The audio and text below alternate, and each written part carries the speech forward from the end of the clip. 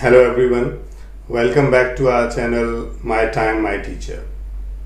Today in this video we will talk about class 12 sociology chapter number 2, demographic structure of Indian society. Right? Here we will try to understand that how and why the demography is done. You know that every one is counted in the country, right? And that particular system is called census.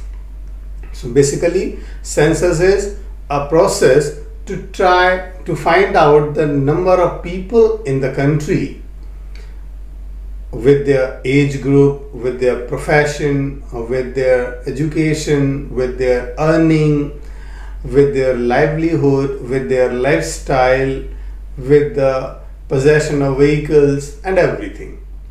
That is why the country, why the government does it all. It is all done so that the government can understand about the condition of the people in the country and can make some good policies for the people, those who are deserving or those who are lacking the facilities which are basic requirements for a good life. Right? This is the process which helps the government a lot to make the policies, right, that we all know with the name of census. Now see, it is not only in the field of government but it comes everywhere. For example, you are studying in a classroom, right? In a classroom, a class, or in a school. See, school also has the number of people in this class, in the section, in total number of people in the subject. Everything is counted. And why do we do it all? It is all done so that the school authorities can arrange for the betterment of the students. They can arrange the seating plan, they can arrange the question papers, they can arrange the benches, they can arrange the teachers. If the number is not known by anyone or by the school authorities, then the school authorities will face a lot of problem to arrange these, and especially the students and teachers, those who will come to the schools, they will face the greatest problems. Some students will not get the benches, others will not get the answer sheets, some others will not get the question papers. So it will be very difficult to run a classroom or to have an exam without the proper idea of number of people over there. So just to avoid the inconvenience, or we can say just to give the facilities to the pupil or the people in the society, this is all done so that the life of human beings can be easy going, right? So to begin with the chapter, we will start with the word demography. What the word is. Basically, demography is is a mixture of two words of Greek origin, not from English. The two words are demos and graphin.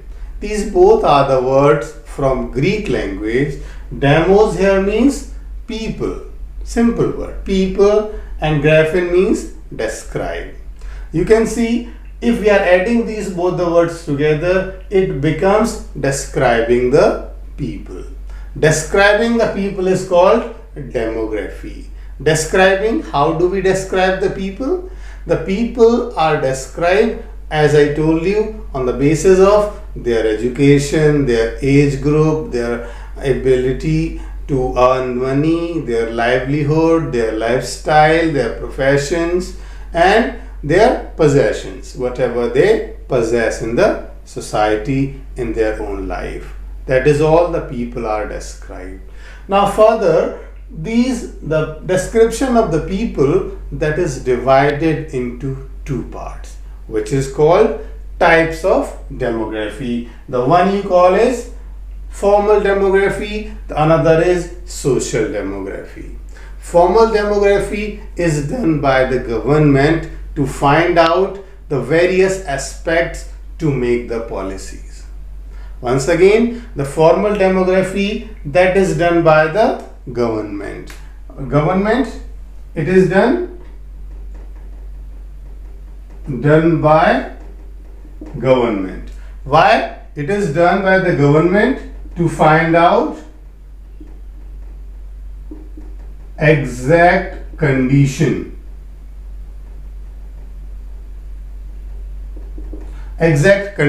of the people, that how the people are doing, how they are working, how they are living. But the social demography is another type of demography in which we do not talk about the number of people. We do not talk about their education. We do not talk about their profession, but we talk about birth rate. We talk about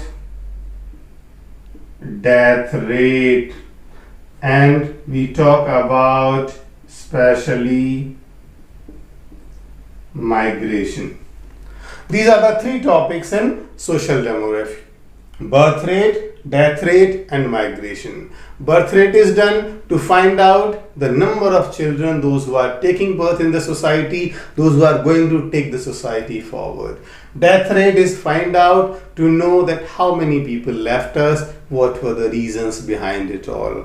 And migration is obviously done because that is the biggest system which breaks any society, or that is the biggest system which makes a new society. To find out the reasons, and this is migration, that is also done on the basis of social demography, to know how the society is going on, how the society is running. These all things are compulsory by social demography. Formal demography, again we can also call it census, right?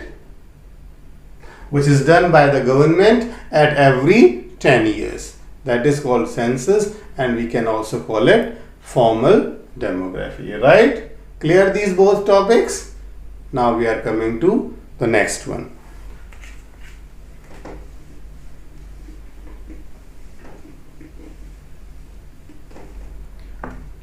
So students, our next is Malthusian theory.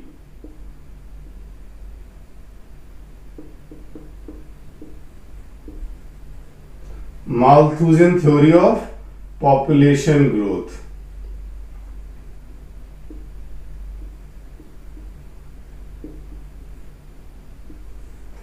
See, population is basically the major aspect which plays a very major role in the life of the people or in the system of any country, right? So Malthusian, the man Robert Anthony Malthus,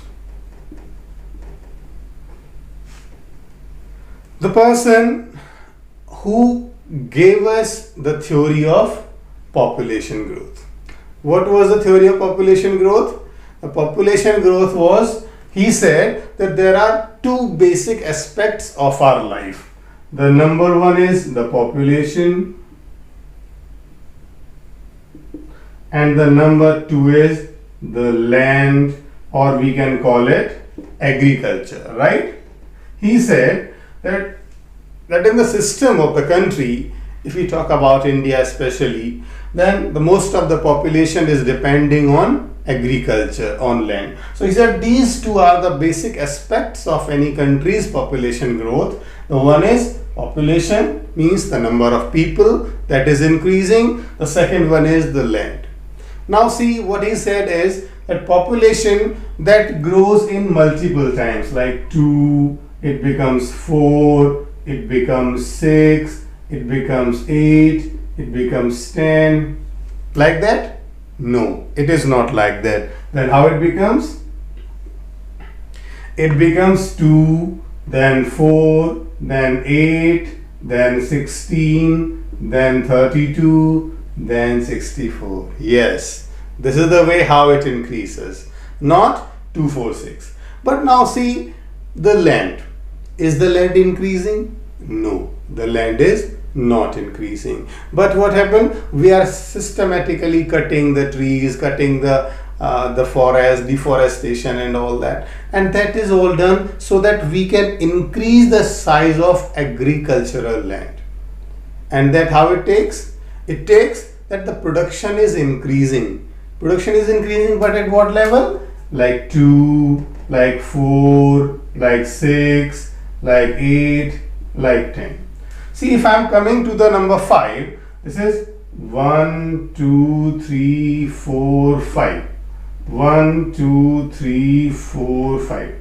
At number 5, stage number 5, here the population has reached from 2 to 32. But the land it has become only from 2 to 10. It means still that is the population has reached 3 times more than the increase in the land uses. Like how the population is going to done. That is the reason why the poverty is increasing in the country and how the population is growing. The land is not growing.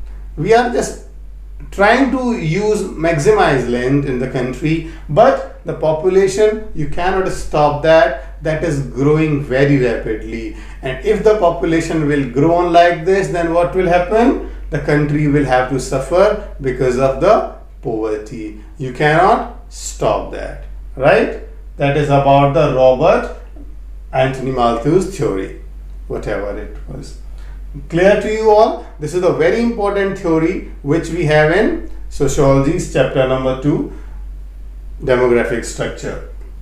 Now we are coming to the criticism of Malthusian theory. What the criticism was?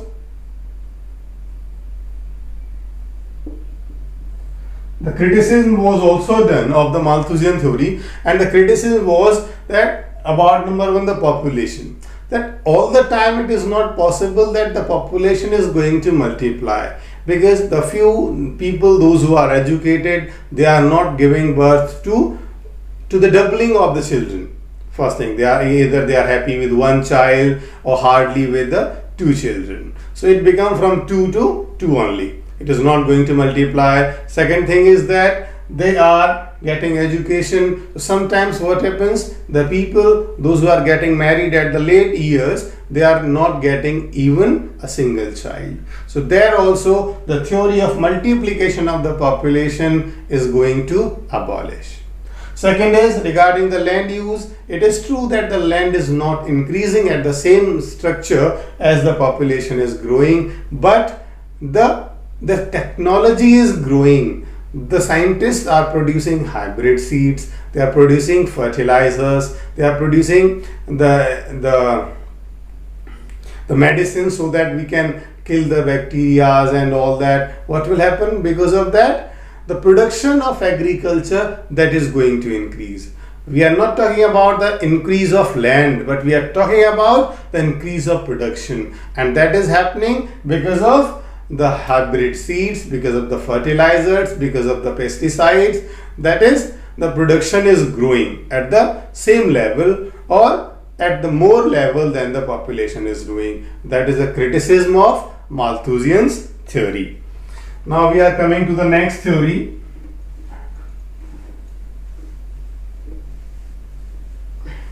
Next theory is theory of demographic transition.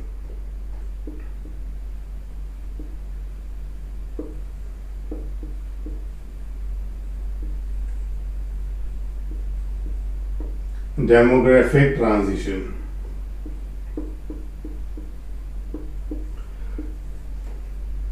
See, this is the another theory of population growth, how the population is growing. In this one, this is divided into 3 parts. The first one is primitive stage,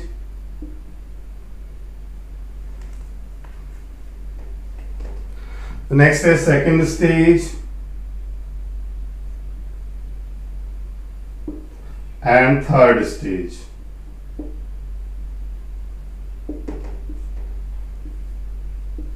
In primitive stage, the undeveloped or underdeveloped, you can also call it,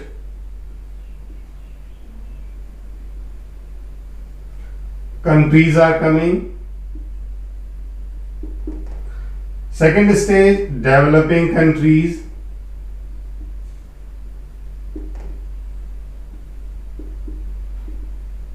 The third stage, developed countries.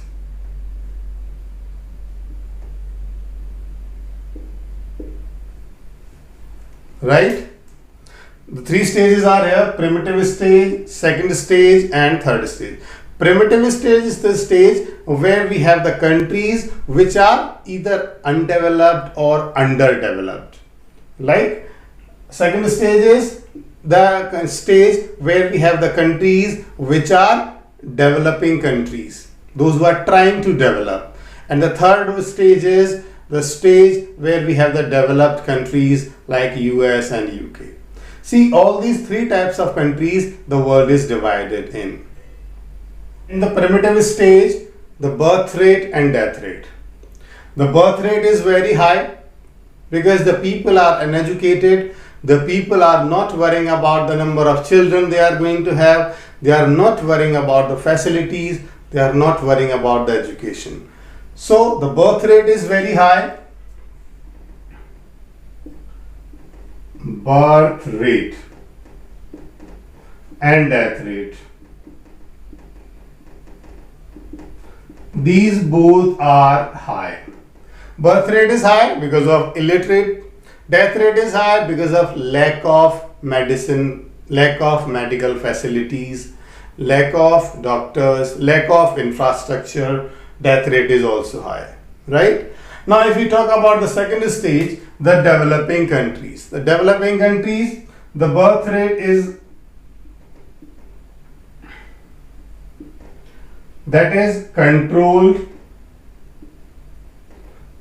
controlled a bit, and death rate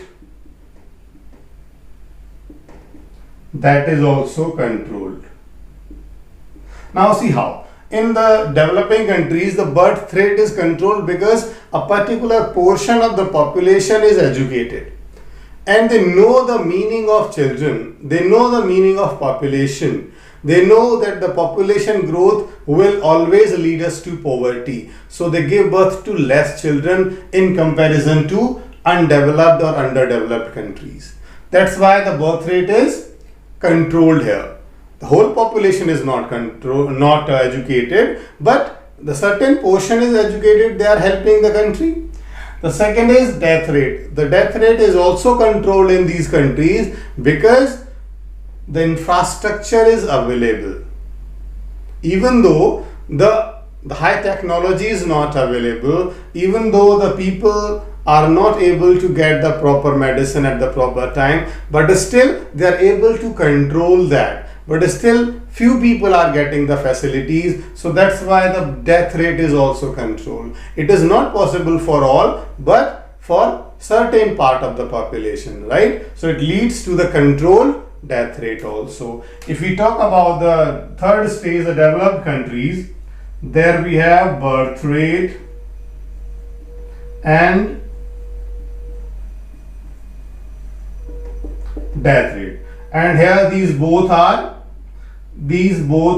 less than these all two stages. See, the developed countries, almost all the people are educated, almost all the people are doing some work, job, profession, business, they are earning the money, so they don't have even the time to think about their family, about getting married, about having children. For example, in Japan, what we have, the people, they don't have the time to get married. First of all, they want to make their own career, they want to have a good income, they want to have a good business, they want to have a good job, then they think about the marriage and the children. But it is not happening in other two stages. These kind of countries are having very less population growth, very less birth rate. Second is death rate. Death rate is also very less because everyone is coming under the scrutiny of medical sector. Everyone is getting medical facilities. Every child is getting vaccines. The people are very less in the country, so it is possible for the government to run programs to control the diseases at the time to time level or to give treatment to one and all. So that's why the birth rate and death rate both are very less in the third stage countries or in the developed countries, right? Now we are coming to the next subheading.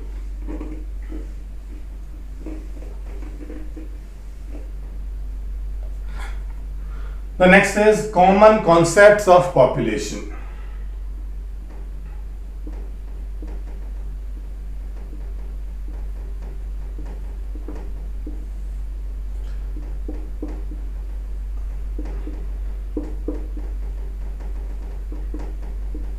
The first concept is birth rate. The few concepts I am giving here, so it will be very easy to understand the demography. First is birth rate. What is the birth rate? The birth rate comes with live births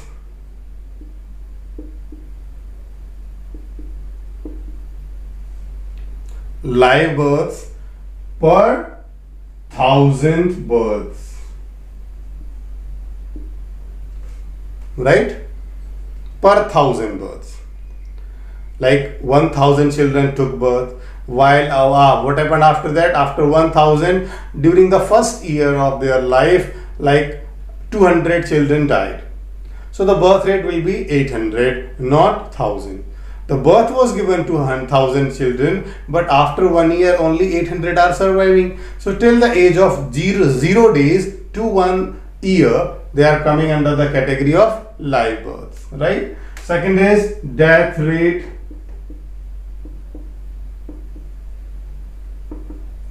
Is also deaths per 1,000 lives. It comes, death rate is not the matter of the children here. Death rate comes for all people, those who are living. The deaths versus 1,000 lives. How many people are dying in a year per 1,000 population? That is called death rate.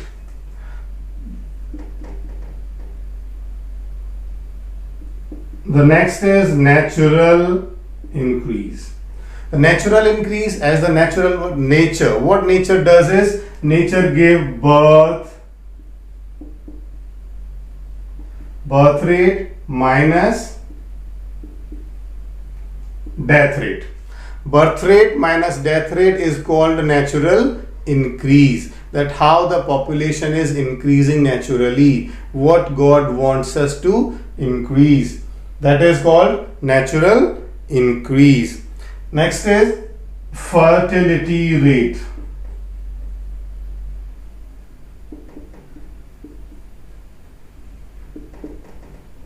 Fertility rate is the women from the age of 15 years to 49 years. Whatever births they are giving, that is called the girl or the lady, you can call it, from the age of 15 years to 49 years. How many births they have given, irrespective of death or alive, that is not. How many births they have given, that comes under the category of fertility rate, and then again per 1,000 women. Again it is per 1,000 women, right? That is called fertility rate.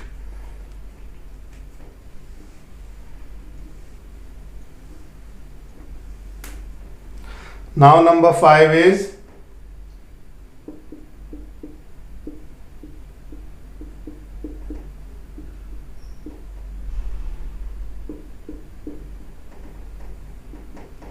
infant mortality rate. Infant mortality क्या होता है? It is better to understand mortality. Mortality is death, right?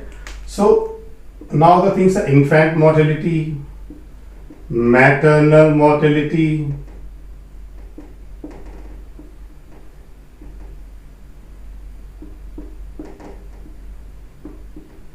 again mortality. So infant mortality is how many deaths? Deaths per 1,000 births. How many children died before the age of 1 year per 1,000 births, that is called infant mortality rate. Right?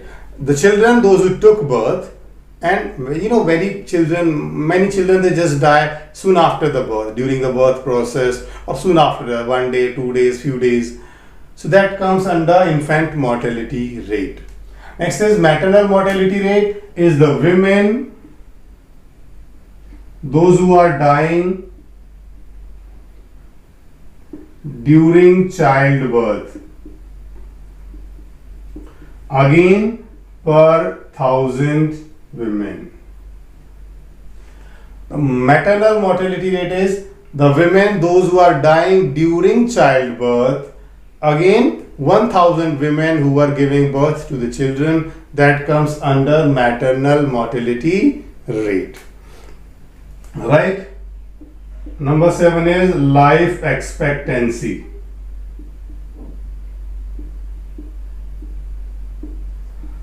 Life expectancy is, the word expectancy, the expected years of life, that is coming under life expectancy. That how much expected life is. Either we are expecting that a human being can survive 50 years, 60, 70, 80, whatever age we are doing, and that comes under the whole country. We do not talk about any one family or any one small locality. We talk about the whole country per 1,000 person. That is called life expectancy. Number 8 is sex ratio.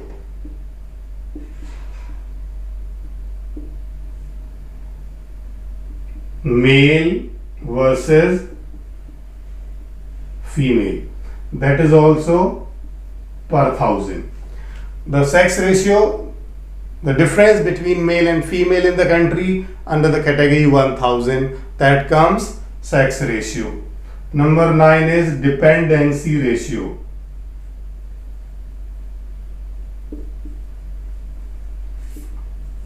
Dependency ratio is, see, in one family one person is earning, while other 5, 6, 7, 4 people are depending on the income of that person. So the depending number of people on the person who is earning the money, who is doing the job, that comes under the category dependency ratio, because it happens all over the country. Everyone is not earning. The children are not earning. The senior citizens, old age people, they are not earning. So the number of children, number of senior citizens, and the wives, if they are also not earning, that comes under the category of dependency ratio per 1,000 working people. Right? So students, this is about the few topics. Rest of the topics, we have another video for that. So please watch this and have some familiarity with the topic. You can watch the second video to continue and finish the chapter. Okay, thank you very much.